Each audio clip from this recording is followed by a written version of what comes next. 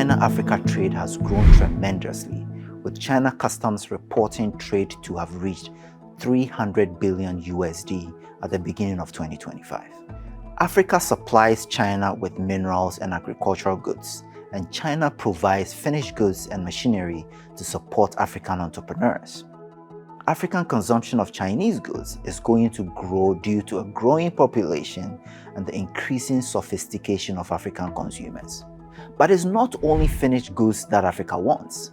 Africa is seeking to modernize and industrialize, which requires infrastructure and machinery to create finished products. Chinese technology can get a new lease of life in Africa, while Africa has the chance to leapfrog with path-breaking technology being developed by China's so-called new productive forces. But this might require a different approach to engagement with Africa. The African market is not easy to service.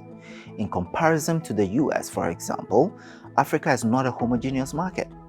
In this deeply diverse environment, the closer you get to the customer, the better. So Chinese companies should not wait for African buyers to come to China. They should take production closer to them, starting with design, testing, and even producing in context to meet the pain points of the African markets more effectively. In fact, I think we are starting to see cases of this, and it should be broadened. It would also be efficient to engage with entrepreneurs and innovators on the ground. China already supports smallholder farmers in many communities in Africa, for example.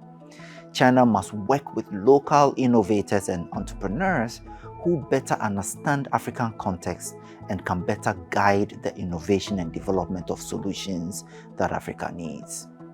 In today's world of trade wars and tariffs, the concept of engaging African entrepreneurs is more relevant than ever.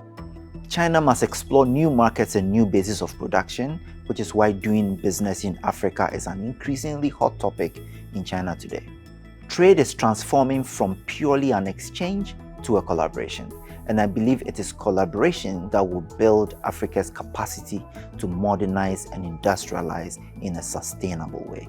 It is in this way that the real goals of the Beijing Declaration, arrived at during the 2018 Beijing Summit of the Forum on China-Africa Cooperation, can be achieved.